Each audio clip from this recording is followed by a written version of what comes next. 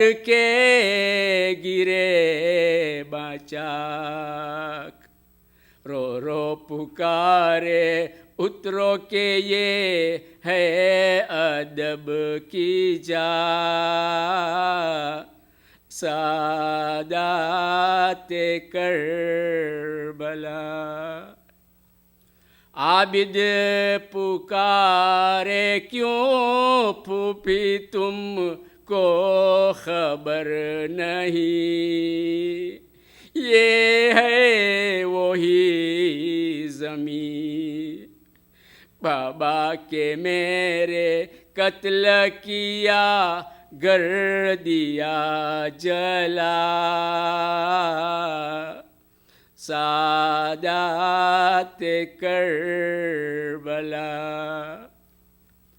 سب اہل بیت روتے ہوئے قتل گاہ میں، لاشا کو ڈھونڈ پائے، ہر ایک بی بی لاش پہ بیٹھی جدا جدا،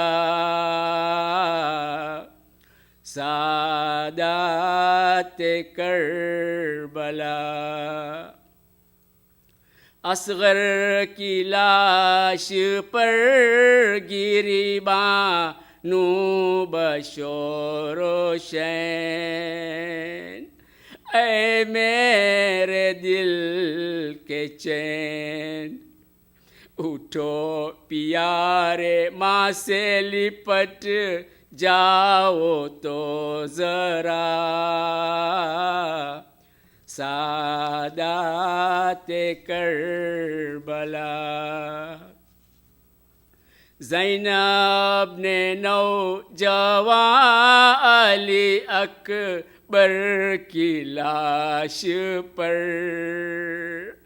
ٹکرا کے اپنا سر، رو رو پکاری ہے یہ کیسا ستم ہوا،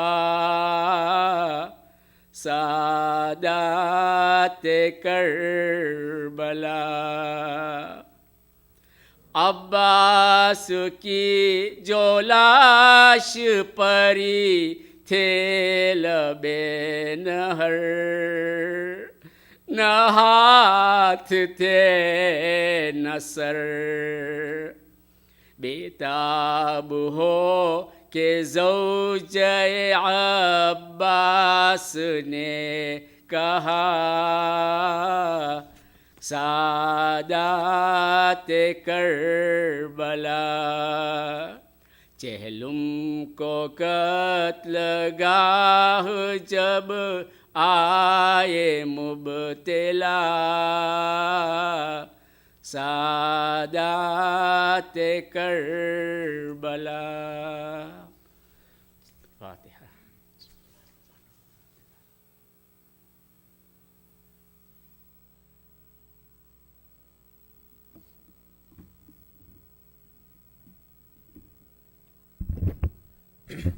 Brothers and sisters, Assalamu alaikum. Just a quick note that tomorrow's program has been changed from 11:30 to 7:30 p.m. With Niyaz. The program will start with Niyaz. An email has been sent out, which also does include the link of Ziyarat of Arbaeen, which is highly recommended to do before Zuhr Namaz. So once again, tomorrow's program has been changed from 11:30 a.m. to 7:30 p.m. Muhammad wa ali Muhammad salawat.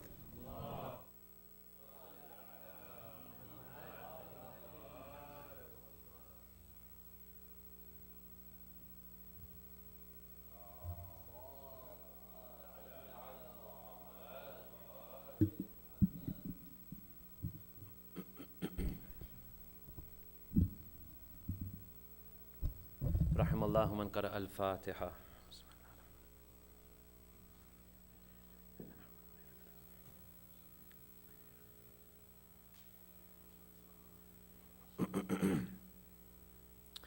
اعوذ باللہ من الشیطان الرجیم، بسم اللہ الرحمن الرحیم۔ الحمد لله رب العالمين والصلاة والسلام على أشرف الأنبياء والمرسلين خاتم النبيين شفيع المذنبين رحمة للعالمين مولانا وسيدنا أبي القاسم محمد اللهم صل على محمد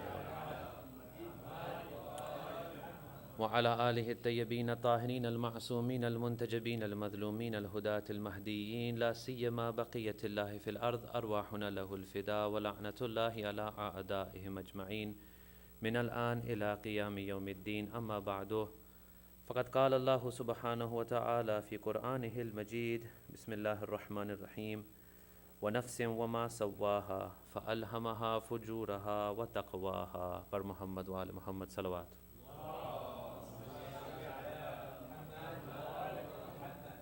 Respected elders, brothers and sisters, this is the fourth lecture of our series on the stages and phases of the soul. And just to give you a recap of the way we are doing this series, it is going to be an interactive series, meaning that I ask questions, I receive responses, the ladies are also joining in. And at any time, you're welcome to grab my attention somehow. If you give me a sign, I'll come to you. You can ask another question inside the lecture, or a comment, or a suggestion, or a clarification, or anything that you may have in your minds. Same goes for the ladies. Then after the formal lecture, before we go into the Masaib recitation, again I will pause for a few minutes to take 3 to 4 questions, and then we will finish with Masaib. And I have to say that in my view, and as I've spoken to many of you, it's worked very nicely. There have been good contributions from the floor, good questions, and I appreciate that. With one salawat please, ala Muhammad wa ali Muhammad.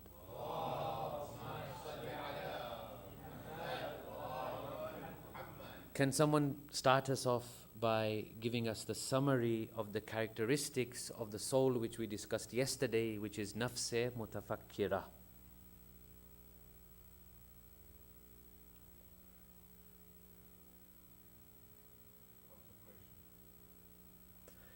Nafs mutafakkira is recognized by contemplation. It has the quality of reflection. It is the thinking soul, it's the contemplative soul. What is it thinking about?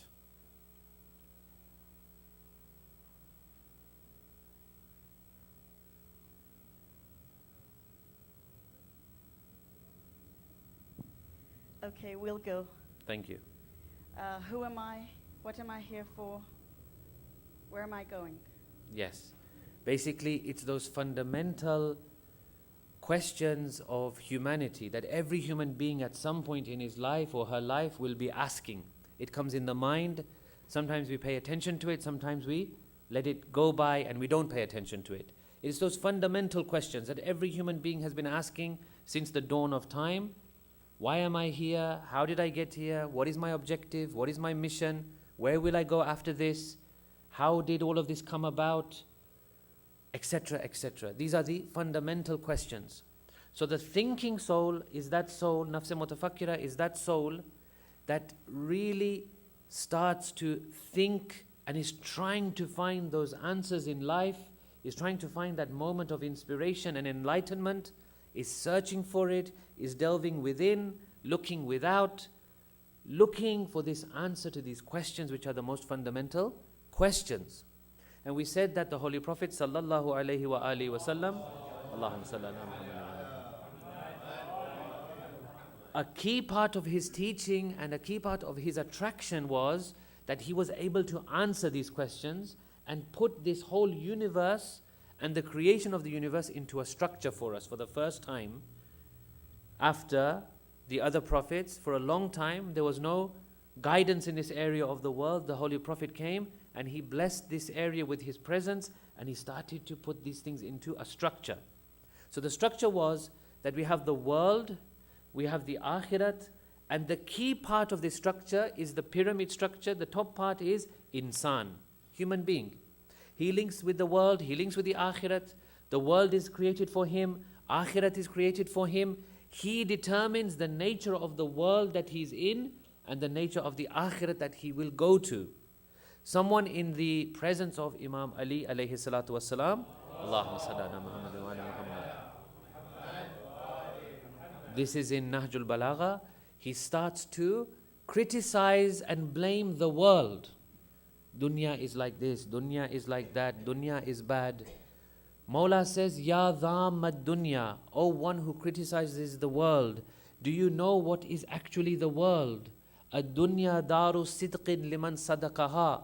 The world is a place of truth for one who is recognized it as truth. Meaning what? He goes on, he says, Mahbitu wahyillah. It is the place where the wahy of Allah descends. You can look at the world in different ways. Masjidu ahibba illah. It is the place of sajda for those who love Allah. Matjaru awliya illah. It is the marketplace of trade for the friends of Allah. Hence the world is as I want it to be for myself. The guy next to me may have a completely different notion of the world. I may have a completely different notion of the world. It is insan who determines these things.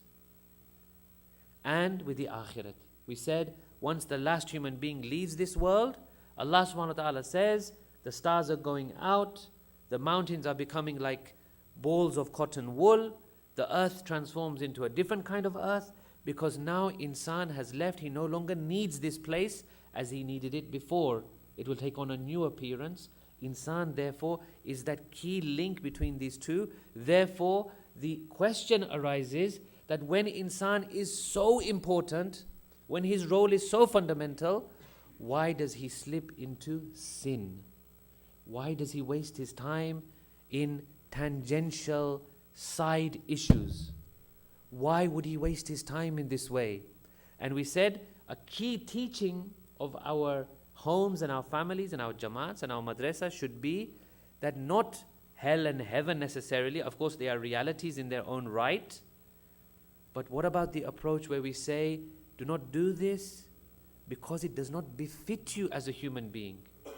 You are much greater than this.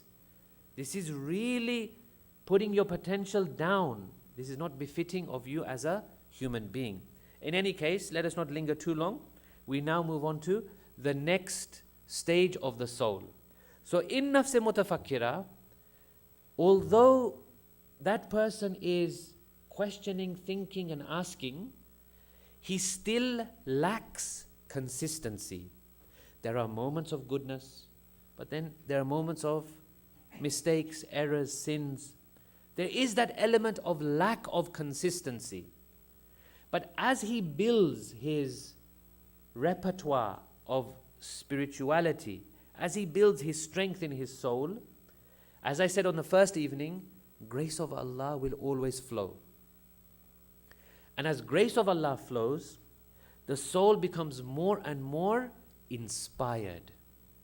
Quran says, وَنَفْسٍ وَمَا سَوَّاهَا فَأَلْهَمَهَا فُجُورَهَا وَتَقْوَاهَا. Allah subhanahu wa ta'ala says, I swear by the soul and its proportions, He has inspired it with good and with bad, with the knowledge of good and with the knowledge of bad. This alhamaha, when we convert it into another word, we will call this soul nafse mulhama. Allah inspires, this soul is therefore the inspired soul. Nafse mulhama.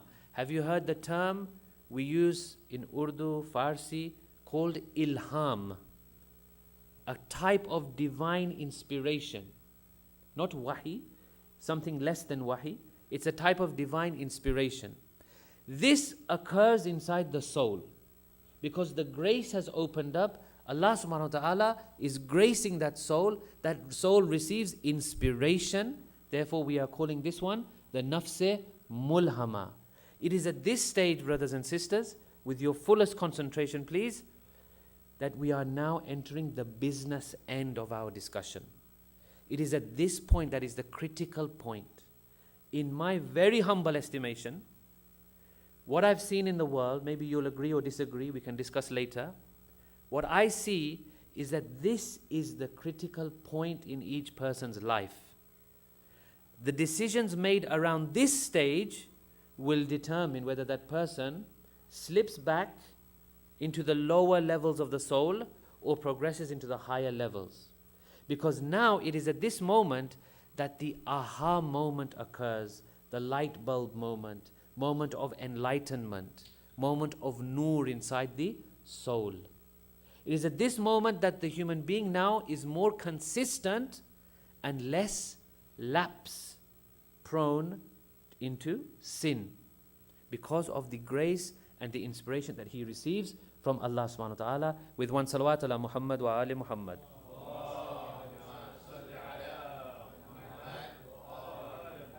Up until this stage, that person was making excuses. This is one of the most fundamental points that I want to share with you in this series of lectures. Our tendency to make excuses. Someone very wise said once that human being is a very curious animal. What we tend to do, we judge others on their actions and we judge ourselves on our reasoning. So I'll see someone else doing ghibat, for example, and I'll say, oh, what a bad person, he does ghibat, he does backbiting, this is wrong. So what have I judged him on? I've judged him on his action. When I do ghibat, what will I say? Oh no, but I have a reason behind it. My ghibat is justified. So I judge others on their actions and I judge myself by my attitudes or my reasoning or my justifications. The nafs-e mulhama, up until nafs-e mulhama, we tend to do this. We tend to justify and reason ourselves into sin, and we justify our sins. Nafs-e mulhama is when that stops. It is that critical moment where excuse making no longer applies to the person. He no longer uses flimsy excuses. We can say things like, but this is too difficult. To be consistent, this consistent in good deeds is difficult. To recite namaz 5 times a day, every day is difficult. To wake up for Fajr when we have such demanding lives and busy lives and crazy work schedules is difficult. To turn away from certain things that attract us is very difficult. Let me share with you a story that will put this into context. Rumi narrates that there was a young man in a village. The village is famous for its production of wrestlers. If you know anything about Iranian culture, the culture of wrestling, pahalwan, is very strong. They have a very strong regard for this. So he observes these wrestlers in his village and he wants to be one. So he looks closely and what he sees is that every wrestler has a mark. The mark of a wrestler is that they have a tattoo of a lion on their chests. So he says, you know what, to be a wrestler, I need to do this. I will get the mark of a wrestler. And that will push me towards being a wrestler. He goes to the tattoo parlor. And he says, give me a lion on my chest like these other wrestlers and these strong men have. So the tattoo artist begins. He takes the needle, he puts it to the chest. As the needle touches the chest, the guy screams in pain. So he says, what's wrong? He says, which part of the lion are you drawing? He says, I'm drawing the ears. He says, leave it. He doesn't need any ears. Do the next part. He puts again the needle to the chest. And again the guy screams. He says, now what? He says, now which part are you doing? He says, I'm doing the stomach. He goes, no, my lion has eaten enough. He doesn't need a stomach. Move on. Goes to the next part, the tail. He doesn't need a tail. Goes to the next part, the eyes. He doesn't need eyes. The tattooist shuts off the needle and says, brother, let me tell you something. You are not a wrestler. Give it up. No one screams like this. In other words, sometimes we need to be a little bit honest with ourselves, a little bit brutal with ourselves. We want the good things, isn't it? We want to feel spiritual. We want to feel close to God. We want to feel like our children have been raised in a nice way. We want to look at them and feel proud.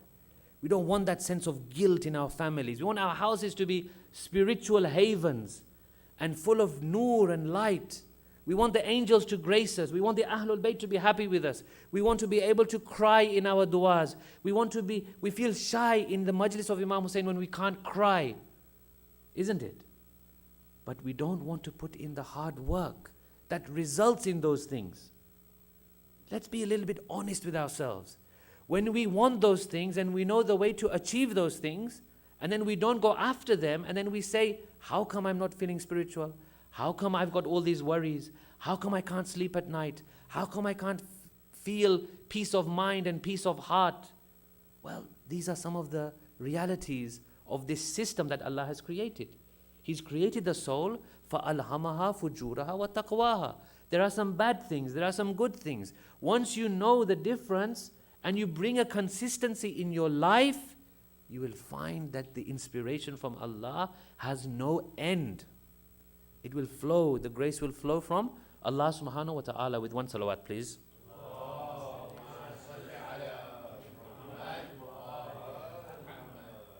So, the mulhama soul is now switched on. The light bulb moment has occurred. He is enlightened. And he now goes through life. One of the key things that happens in nafs mulhama is perhaps one of the most lacking things in many of our lives. I look at myself first and foremost, and that is peace of mind, peace of heart, sukoon dil, sukoon hayat, whatever term you want to use. That peace of mind, being able to sleep at night with relaxation, without worries, without stresses, without anxieties, without feeling low and down and depressed. I want to share with you a hadith, and if we can put this into our lives to a certain extent, I think we'll be fairly successful, inshallah, with the grace of Allah and the Ahlul Bayt. The hadith is from our sixth Imam, Imam Ja'far as-Sadiq alayhi salatu wassalam.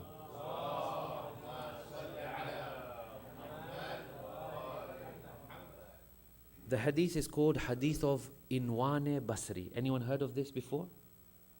Yeah, sounds familiar? Many ulama do narrate this from time to time. It's a very long hadith. We are only going to look at a short part of it. What happens is, as you know, in the history of the sixth Imam, a part of his life was spent in Kufa, and then he comes to Medina.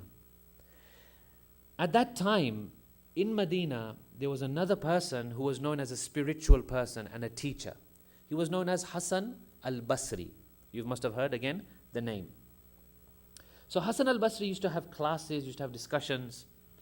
And there was an old gentleman, he was 94 years old, going to the classes of Hassan al-Basri. Now, as I narrate this story, I'm going to pick out at each point the principle. And if you can see a principle before I do, then you pick it out for me, and we'll come to you and you can share with us. So at the age of 94, the first thing that comes to my mind is that he's really implementing the hadith of the Holy Prophet, seek knowledge from cradle to grave. There's no end of knowledge. So at 94, he's still going to the classes of Hassan al-Basri. A time comes, he realizes and he hears that Imam Sadiq has come to Medina. And he's heard a lot about Imam Sadiq. So he comes to the door of Imam Sadiq. And he knocks. And he's answered. And he asks the Imam that, I want to come to the classes of yours. I hear you teach. I hear you have some companions. Admit me into this group. Imam says, I'm a very busy man. I have lots of commitments. I advise you to continue to go to the classes of Hassan al-Basri. How could the Imam refuse a seeker of knowledge? How could the Imam turn away someone who's asking for knowledge? How would we justify this? Is there any explanation we can seek?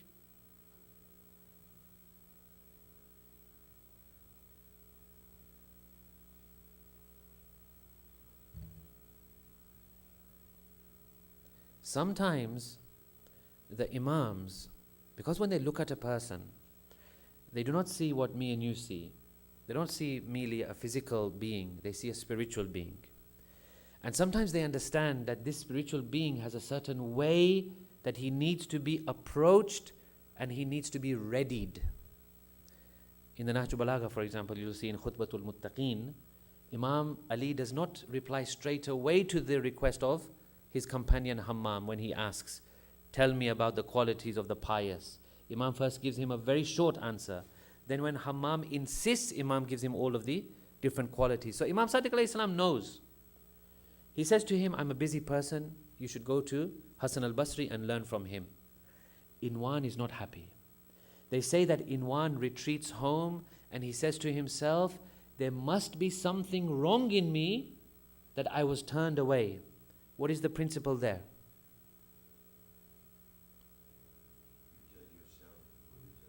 Exactly. There's only one thing in this universe that you can control, and that is yourself. We often jump to blame others. What a person he is. He turned me away from his door. How could he do that? Doesn't he know the etiquette of ilm? Doesn't he know the etiquette of Islam? It would have been easy for Inwan to say all this. Inwan says to himself, there's something wrong in me, that he turned me away. What can I do? So he begins to stay at home, only going out to pray in the mosque. History says he goes to the mosque, he prays, he goes to the qabr of Rasulullah, he does ziyarat, he does tawassul, he prays again, and he only comes out for these activities. That's another important point. History shows that there was this practice of tawassul even at the time of the Holy Prophet, even at the time of our Imams towards the Holy Prophet. So he does this for a while. And he comes to a point where he says, you know what? I'm going to go to his house and I will not leave until he gives me an audience. They say he goes, he knocks on the door and he sits there. He perseveres. The servant of Imam Sadiq comes to the door, opens the door, sees him there and says, what do you wish to do? He says, I want to see the Sharif. Why does he say Sharif and not Imam?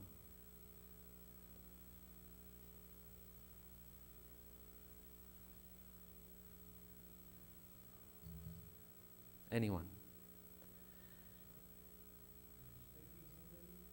He was from Sunni mazhab. Inwan Basri was from Sunni mazhab. So he wouldn't say Imam because there's an ideological issue. But he respected, so he said Sharif. He says, I want to see the Sharif, the respectful one, the honorable one. So after a time, he is called. After Imam finishes his prayers, he calls him and says, come. So the servant comes and says to him, Udkhulu ala barakatillah. Enter with the blessings of Allah. He says, I went in. I saw the Imam. He said to me, Ijlis ghafarallahu laka. Have a seat. May Allah forgive you.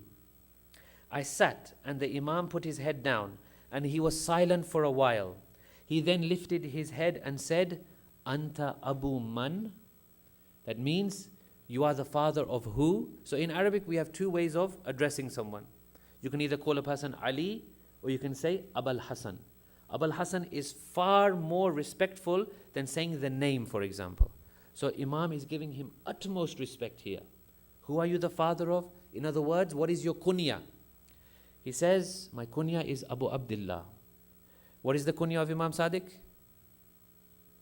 Same, Abu Abdullah. We have two Abu Abdullahs in the Ahlul Bayt, one Imam Hussein alayhi salam, one Imam Sadiq alayhi salam. In hadith, wherever you read Qala Abu Abdullah, it is Imam Sadiq. In ziyarat, when you read Assalamu alayki ya Abu Abdullah, it is Imam Hussein. So the conversation continues. Imam says, what do you want? Inwan says, I'm making it very short. Inwan says that I asked Allah for the past few days to grant me from your knowledge. And today I feel like Allah has granted me my wish. So Imam said to him, you want knowledge from me. But let me tell you, إِذَا أَرَدْتَ الْعِلْمِ, if you want true knowledge, then first seek in your heart the reality of worship. Ilm, knowledge, is not something in its truest form that we can gain from a lecture or a book. In its truest form, in its most pure form, knowledge is something inspired in the heart. So Inwan does not leave it at that. He says, well, and what do you mean by reality of worship? When you say, I want knowledge, but you must first find in your heart the reality of worship, tell me, what is the reality of worship? Imam says the following three things. Our topic, once again, is nafs mulhama, which is the nafs which finds utter peace and tranquility in life. So we are searching for peace and tranquility with one salawat ala Muhammad wa ali Muhammad.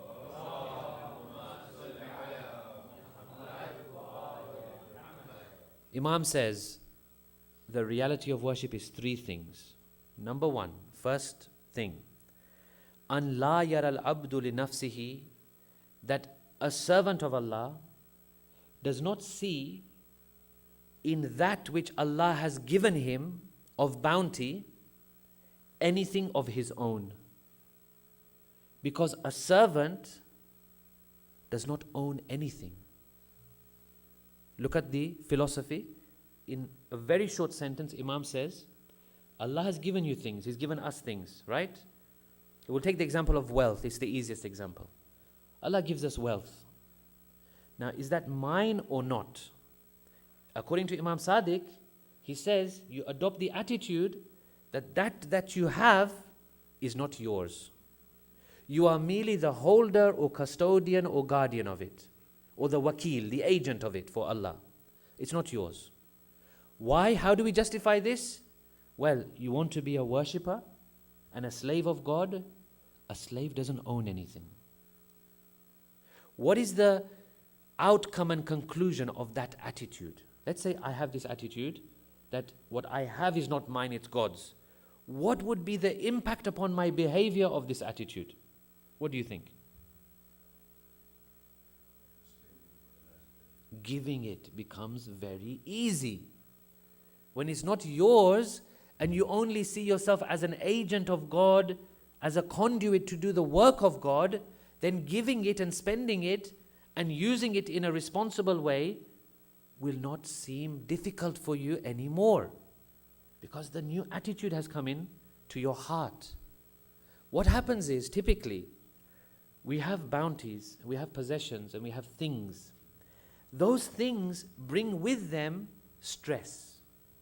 Now, I have a successful business, but I have a stress that God forbid the business fails. God forbid the business folds. I have wealth, but then I have a stress that I need to protect it. I have children, they are ni'mat, but I have a stress that they may be harmed or they may go astray. Every ni'mat of Allah comes with a stress until I adopt the attitude, it's not mine. I don't have to worry so much. I have to do my best as a parent, as a guardian, as a custodian, as a responsible person. But the ultimate owner of these things is Allah subhanahu wa ta'ala. I have to make sure that I channel these things in the way of Allah subhanahu wa ta'ala. Second thing that Imam says, with one salawat please, ala Muhammad wa ali Muhammad. وَلَا يُدَبِّرُ الْعَبْدُ لِنَفْسِهِ تَدْبِيرًا. A true worshipper and servant of God will not make lofty plans for himself.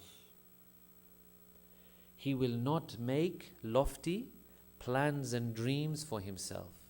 What tends to happen in life is that we go through life and we have all of these plans and dreams. And what happens is we sometimes forget that the master controller of all of this is Allah subhanahu wa ta'ala. And we plan and we make all of these different efforts and things, and when it goes wrong, we feel very upset. It doesn't give us peace. It gives us stress and anxiety. It gives us a sense of failure. It gives us a sense of inferiority. Why did this happen? How did this happen? Why did it have to happen to me? But what happens is we don't understand that Allah subhanahu wa ta'ala is the grand controller. He's doing everything in its measure. Sometimes those things were not good for us, so He didn't give it to us. Sometimes when we do not expect something, it comes to us.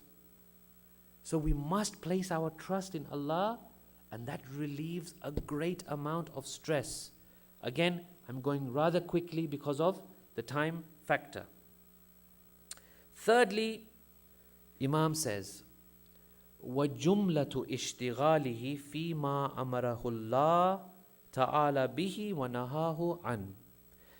The true worshipper of God spends his time worrying about what Allah has made obligatory and what He has made forbidden. That is his concern. His concern is not what every Tom, Dick and Harry is doing. His concern is not what, gossip is flying around. His concern is not what backbiting is going on. His concern is not these side issues and things in life which divert us frequently. I mean, we have so many diversions today, it's just unbelievable. Is there a time, I wonder, from the time we wake up to the time we go to sleep, that we ever actually switch off? Do we ever think not to look at the phone and look at the gadget and look at the iPad? It's constantly there. This person, of course, these things have their own advantages, as you can see at this moment. They have their own advantages. But there must be a time where we can focus our minds on what Allah subhanahu wa ta'ala has made obligatory and what He has forbidden. If we are to do these things, then according to our sixth Imam, Imam Ja'far Sadiq alayhi salatu wassalam, the conclusion Imam states is that if Allah blesses a person with these three blessings, the world will become of little value for him. In other words, he will become less world focused and more akhirat focused. It is a natural conclusion that when your focus is no longer the world and worldly things, remember we defined world in a previous lecture, when your focus is no longer these things, then naturally where will your mind go? It will go to the next place, the everlasting life, the real life, the life to come, the much longer life, our actual proper life. Quran, for example, Quran is a very amazing document, and when you read it, inshallah, spend more time on it a little bit, look at the words being used and then question, why is this word being used? Quran says regarding akhirat, dhikrud dar, remember your home. He never uses dar means home. He never uses that term for this world. This world he calls dunya, straight, normal, one name for it, dunya. That world he calls home. That's the destination. Our place is actually there. This is like a transit that we are going through. Inshallah, we will recap this and maybe shed a light on one or 2 points tomorrow in the majlis of tomorrow evening, inshallah. Let us pause here and take a few questions before we go on to the Masa'ib. With one salawat, please, ala Muhammad wa ali Muhammad.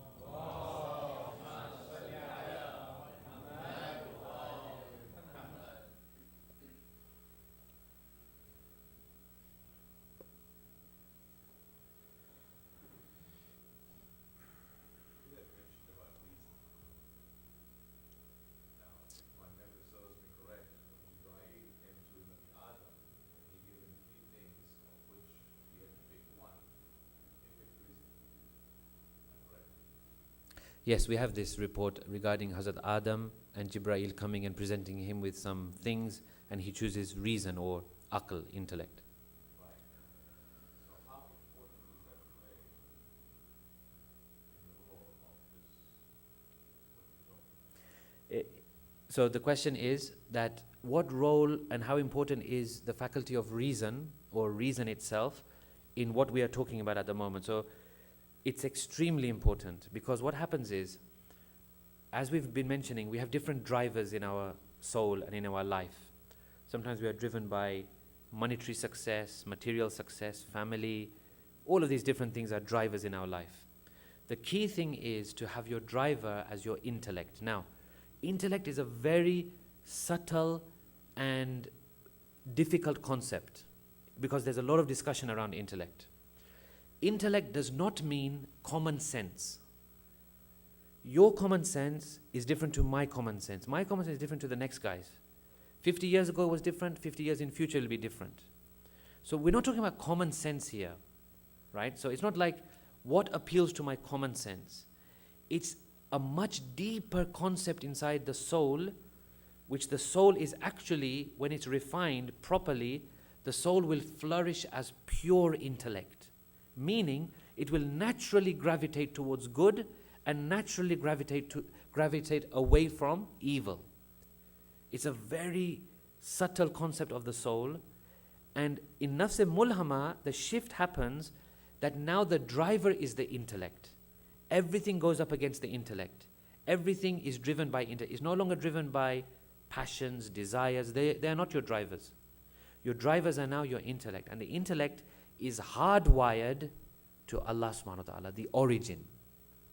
So once you plug yourself into the origin of this, then it starts to flourish. And it becomes more and more clean and pure, and it's able to gravitate towards God. I'm sorry, I don't understand. Why did the Imam say no to teaching? I didn't get it. The question is, why did the Imam first say that he wouldn't teach him? So what the Imam did was he said, I'm busy, I advise you to go and seek knowledge from elsewhere. That is done sometimes by the Imams, you'll see in their lives. It's done to create a sense of urgency, a sense of yearning in the questioner. So sometimes we can ask questions, or we can look to seek knowledge when we're half ready or half-heartedly. But you'll see sometimes what marketing companies do is they build a hype around a thing, isn't it? They'll spread rumors, they'll spread stories, they'll put something on social media, they'll put pictures, and they'll hype it and hype it and hype it in such a way, it builds that anticipation. And you want it, you yearn for it, you can't wait for it. So in this way, sometimes the Imams did this. They would not answer a person straight away. They would ask him to wait, they would ask him to return, in order to build that sense of anticipation, to make that person absolutely ready to receive. Could you imagine what we said today if Inwan was not fully switched on at that moment? We wouldn't have received this today. It's the fact that he was ultra ready and ultra receptive that we have this today.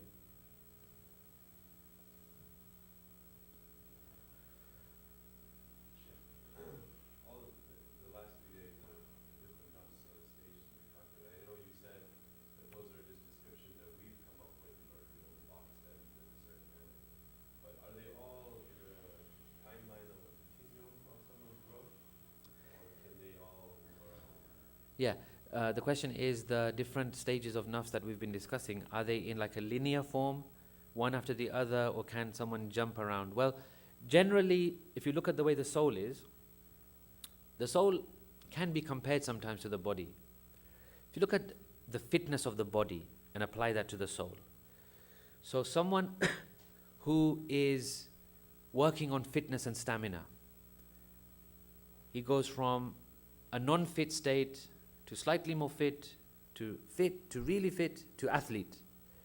Now, if we say he gets some bad habits, so would he in an instant slip back to the unfit state from an athlete? He wouldn't. He would generally slip gradually back. However, what if he has an accident, God forbid, and, God forbid his legs have to be amputated? Then you won't call him an athlete anymore. You would say, unfortunately, through no fault of his own, he's slipped back a lot. So both are possible. The more likely one is the gradual regress. But sometimes you have, for example, shaitan. In an instant, he slipped right back because of the size of his sin. But are we saying, for example, that we cannot achieve the status of mulhama without going through Ahmara or Lawama or Mutafakka? can we achieve mulhama without going through the others? Well, we can. It depends on your starting point. Not everyone starts at the bottom. Not everyone starts at Amara. But what happens is, typically we at least experience the temptations of Amara, the drive of Amara. If someone... Is that necessary in order to recognize this? No, is it, so the question is it necessary for it to happen so that we recognize? No, it's not that. What it is that the soul receives information all the time, right?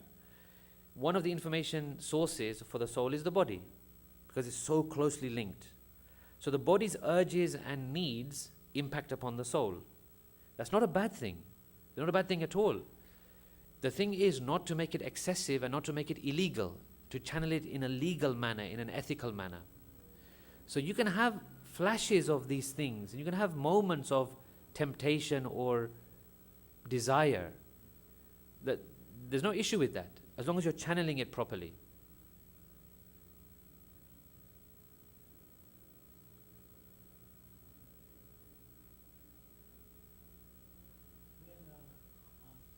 Sometimes Allah advised either a prophet to fast for 3 days without speaking. What does that do to Nas? Is that something to do with Nas as well? The question is, when Allah advises the Prophet to fast without speaking. Okay, you mean Bibi Maryam, right? Yeah. Yeah. So here, we don't have any reference of fasting without speaking. Allah subhanahu wa ta'ala in the Quran, He says to Bibi Maryam that if they ask you, then make a sign that you have kept a vow of silence. That was either specific to her, or it may have been a practice of the time. I personally do not know, because I've not looked at the tafsir of this verse. It may have been a practice of the time that people did this, vow of silence. But it's not in our mazhab, or we can't find it in fiqh at all, that we have this kind of thing. But that was a way that allowed Nabi Isa in the cradle to articulate on behalf of his mother. In how?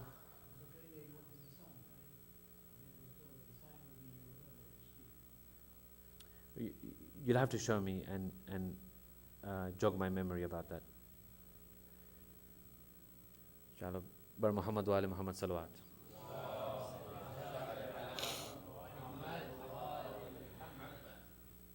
The night of Jahlum. Tonight, let us remember the grief and sadness of the great lady, the daughter of Ali, the sister of Hussein and Hassan, Janab Zainab. What happens is, on the day of Ashura, Imam Hussein alayhi salam and Bibi Zainab have a discussion. Imam comes to Janab Zainab for his final farewell. And Janab Zainab does something very unusual. She approaches Hussein and she asks him to bow his head. As Imam bows his head, she kisses him on his neck. Hussein looks at Zainab and asks, at this moment, why this kind of action? Janab Zainab says, for I recall the wasiyat of my mother. She said to me that when that last moment comes and you have to bid farewell to Hussein, then on my behalf, kiss the neck of Hussein, because that is where the daggers and the spears and the swords will aim. Hussein says, Zainab, now that you have mentioned this, give me your hands. When she extended her hands, Imam Hussein takes her hands and he kisses the hands, and she says, Hussein, why this gesture? He says, I also remember my mother telling me that Hussein, on my behalf, kiss the hands of your sister, for they will be tied and they will be bound and she will be dragged through the streets of Kufa and Sham. Imam Hussein bids al-wida and farewell to his sister. He goes out into the Maidan of Karbala. He sacrifices his life. It is at this moment that Janab Zainab's jihad and her struggle begins. After Ashura, they say that they can narrate 3 key incidents where Zainab remembers her beloved brother Janab Abbas. The first one was when, after the day of Ashura, after the events of Sham-e Ghariba, on the morning of the 11th of Muharram, what happens is that Umar Saad gives an order for the women and Imam Sajjad to be bound and to be taken out of the tents and to be mounted upon the camels. It is said that when Bibi Zainab was brought in front of the camel and she was told to mount the camel and to climb on the camel, she says, that looking left and looking right, the historian says, Nadarat yaminan wa nadarat shimala. Zainab looked to the right and she looked to the left, and then she said with a painful voice, Ya akhi, aina anta ya abal fadl. Oh brother Abbas, where are you on this day? فَإِذْ أَرَدْتَ الْخُرُوجِ مِنَ الْمَدِينَةِ. When I wanted to leave Medina, you were the one. You safeguarded me, you protected me, you brought the camel for me, you allowed me to mount with dignity and with honor. The second occasion, they say, is when on the journey into Sham, all of the mahram around Janab Zainab and Janab Kulthum would be looking at this group of prisoners that were being brought in front of the palace of Yazid. As they looked to them, they say that the hair was uncovered, or at least the veils had been snatched to a certain extent. They say that 2 things happened with 2 of the heads on the spear. Number 1 is the head of Imam Hussein. It begins to recite the Holy Quran. The eyes and the gaze of the people are diverted onto the head of Imam Hussein. And then they said, after that, when the gaze and the eyes returned to Bibi Zainab, this was at that time, the moment that Hazrat Abbas showed that after death he was as he was in his life. They say that all of the heads remained upon the spears except for the blessed head of Hazrat Abbas. It would fall down on the ground. People would look at it. It would be put back upon the spear. Again it would fall. People would be diverted. And again it would be put back onto the spear. And the third occasion where Bibi Zainab remembers her beloved Abbas is when she is brought in front of the throne of Yazid. It is said that Yazid was not ready at that moment to receive them. He was still being readied in all of his pomp and glory. Instead, they come to the wife of Yazid. Her name was Hind. Hind, the wife of Yazid, was actually formerly the maidservant in the house of Imam Ali and Imam Hassan. They say that she was freed and she was somehow then married to Yazid. They say to her, as we wait for Yazid, you must come and you must represent him. You should be sitting where he sits and you should take these prisoners and you can converse with them, for you are the wife of the ruler. As Hind comes in front of the prisoners, she asks a question. She says, oh prisoners, tell me, where are you from? Bibi Zainab says, we are the people of Medina. When Hind hears this, she stands up from the throne and she sits on the floor. They say, why do you sit on the floor? She says, I am also from the people of Medina. I was there for a while and I served in one of the houses of Medina. Out of respect of the people of Medina, I have decided to sit on the floor. They ask her, oh Hind, oh lady, oh wife of the ruler, in which house did you serve? At this moment, Bibi Zainab and Bibi Kulthum are realizing who this is in front of them.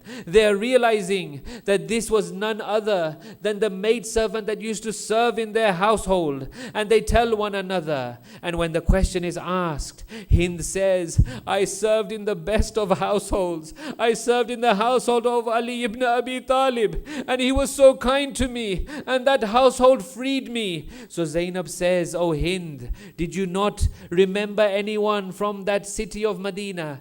Hind says, why? Of course I do. Tell me, how is the household of Ali ibn Abi Talib? Tell me, where is that young man I remember? They used to call him Abbas. They used to say he was the most handsome. He was the Qamar of Bani Hashim. He was the moon of the Ahlul Bayt. Bibi Zainab says, Hind, what a day has befallen us. Look up at the spear in front of you. There is Abbas. Hind says, this cannot be true. She says, look at the other side. There is the head of Hussein. And who am I? I am Zainab. This is Kulsum. We are in front of you. You did not recognize us. Allah la'natullah al-qawmi al-zalimin.